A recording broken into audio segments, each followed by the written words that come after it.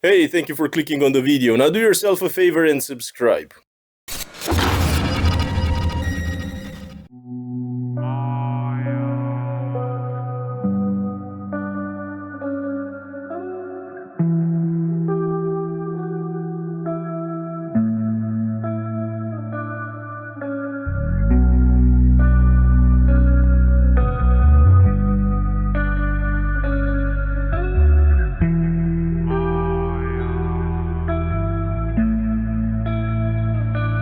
Alright, so this is the Climacool one from 2016, and this is the Climacool one from 2025.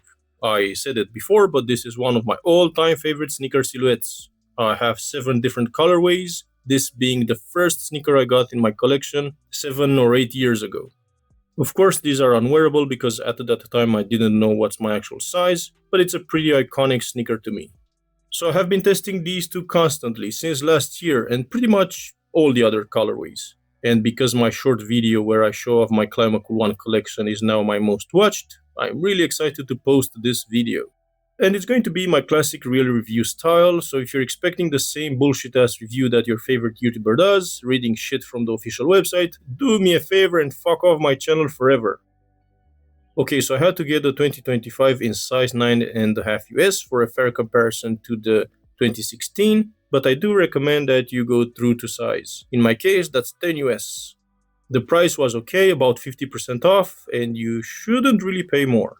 I wore these two for more than 60 kilometers, even wore both versions at the same time, and this is how they look. I did the lace swap on the 2025, and this 2016 is still 4 grams heavier, even after changing the thick, hard stock insole. And by the way, has anyone else noticed the 001 on the toe cap? Okay, so to me the retail price is just too high. You need to get these for 50% off if you can, no matter the colorway, if you just want to try them out. Compared to the 2016, the design got worse on the 2025. For example, the tongue is ruined. Clearly, whoever redesigned these had no idea that the original tongue design was taller to have it matching the heel. This is a huge fail because also a long and thick tongue is a classic 2000s thing, or maybe the cost cutting just got that ridiculous.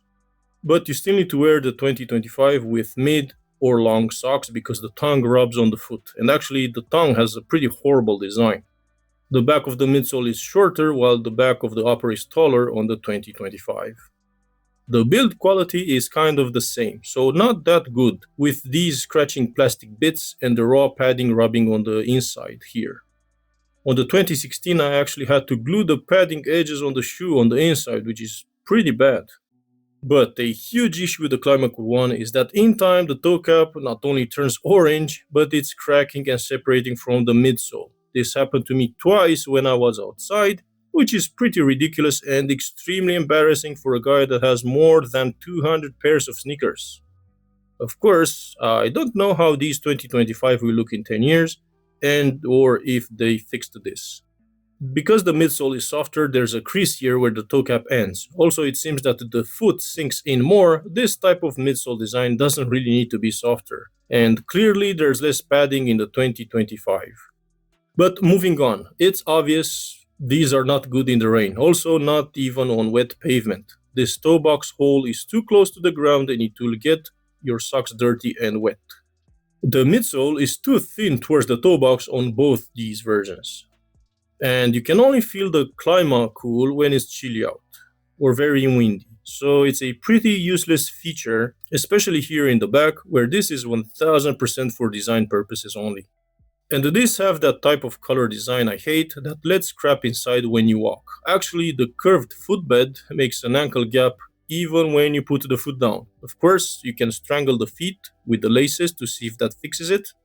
I'm not gonna do that. And finally, the midsole is pretty hard to clean.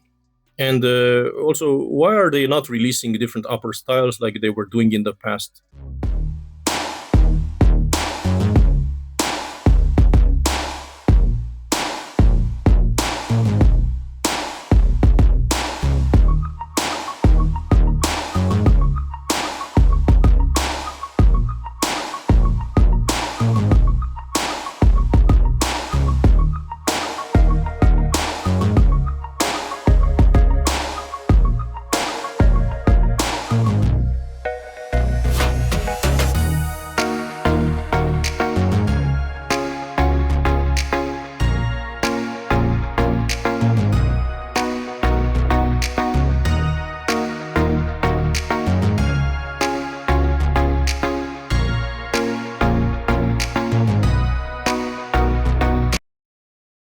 Okay, so to me, the 2016 version is just better overall. Like I said, there's more padding and the design is way better.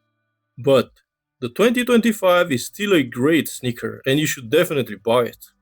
The 2016 looks sick with the back section sticking out so much. The heel ankle support is great because of all that padding. But the 2025 is more comfortable. On the 2025, the midsole and plastics are softer, the toe box is wider, the midsole is bigger and wider. And finally, these are still pretty breathable, and also they feel lighter than they are. Alright, so the Adidas Climacool 1 from 2025 is still a pretty cool sneaker, and you should definitely buy it. And actually wearing it can get pretty addictive. But let me know if you want to see the same video comparison between the Climacool 2 and the Climacool 2 from 2026. But also, let me know if you want to see a video on this Climacool 2/17 PK, because there's literally no video on this on YouTube. Let me know what do you think about the Climacool 1, if you have any questions, and thank you for watching.